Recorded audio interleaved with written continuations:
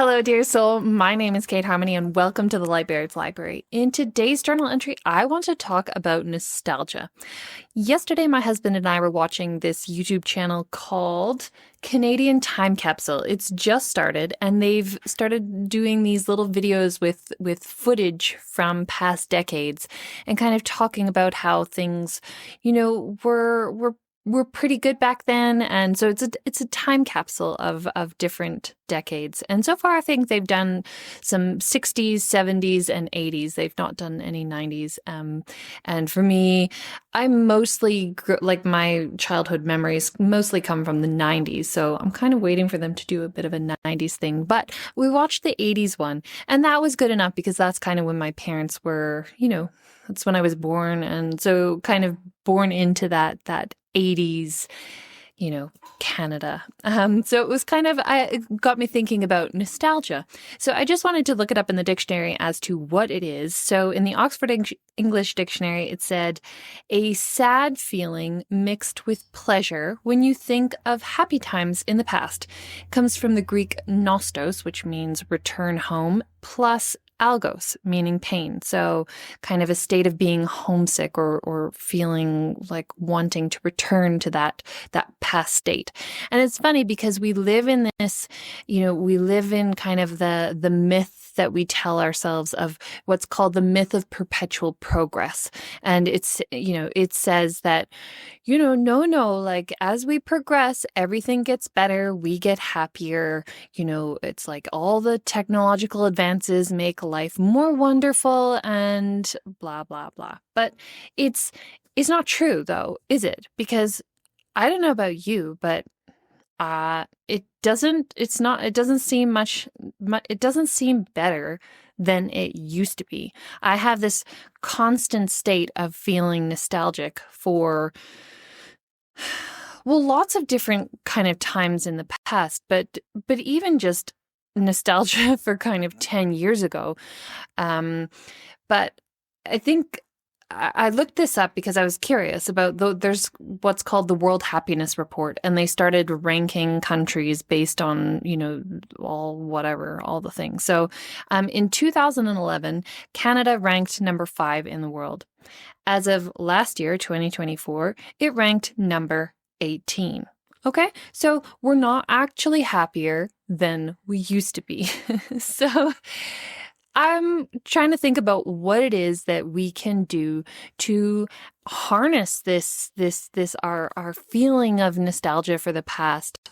And I think there's some practical things that we can do that might actually be fun and a way of being playful again within our own lives.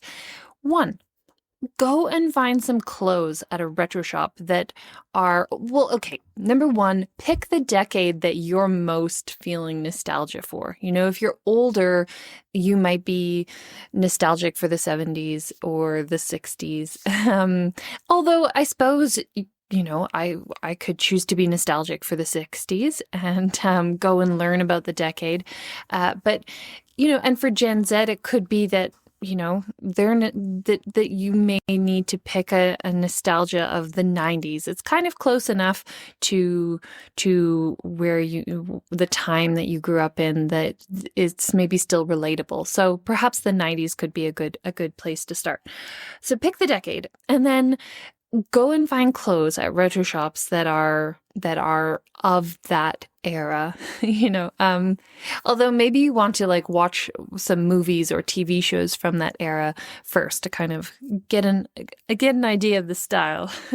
And then listen to the music of that time. On Spotify, there's all sorts of playlists from decades and from the different decades. So go and listen to that music, get into the feeling, those anthems of the decade. It's like, what does it say now that we don't have anthems anymore? We don't have shared culture anymore because everyone's listening on their earbuds to all sorts of things. It's like there's no, we used to listen to the radio and all kind of be listening to the same song. So it was saying in this 80s video on the Canadian Time Capsule one about how, MTV music, it's like there would be the release of a new music video everybody would have watched it. And then you go to school the next day and everybody talks about it. That's what it was. It was a shared culture. And that's what we're missing now.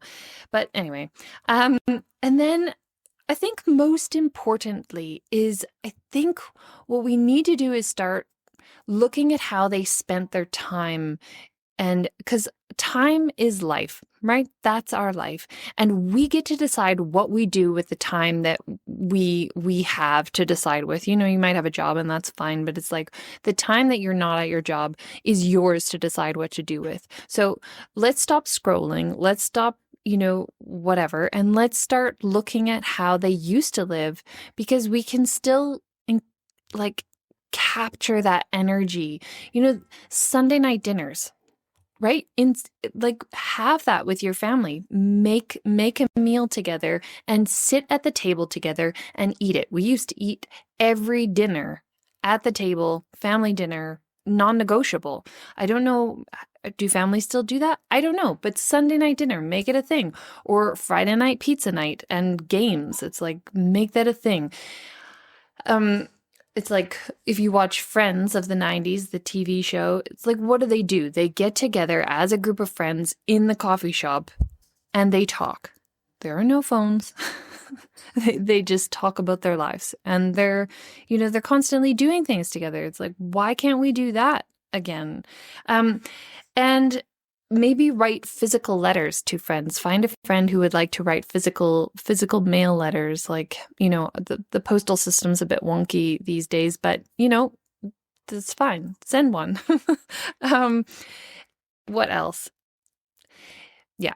Ditch the phone. Maybe there's a time in your week where it's just, just put the phone down. I think that's the biggest thing that we can do is like, we didn't have these cell phones in the past and maybe we were happier because of it. And so I would encourage you to have a phone free day or a device free day, or like internet free day. My husband and I used to do this. I feel like we should instill this a little bit more, but we would just have whole days where we wouldn't go on the internet or our phones, and it was peaceful. It was really peaceful. We'd hang out and chat, and I mean, we still do all those things. But it's like just get off the devices. So it's like, how they used to have like a meat-free day, and it's like kind of like have a phone-free day. Anyway, those are my thoughts on how we can harness this energy of feeling that nostalgia for the past. And maybe they were happier back then. Maybe we were happier back then. And think about why. Why were we happier back then and not so happy now? And I would argue that it's because of the technology. It's been intrusive in our lives. So I would love to hear from you what decade you are feeling most nostalgic for, and what thing are you going to, do with your life that will like what, of the things I've talked about from that, what are you going to choose from that decade to kind of implement in your life? Anyway, those are my thoughts for today. Sending you many blessings. Signing off for now. XOXO Kate.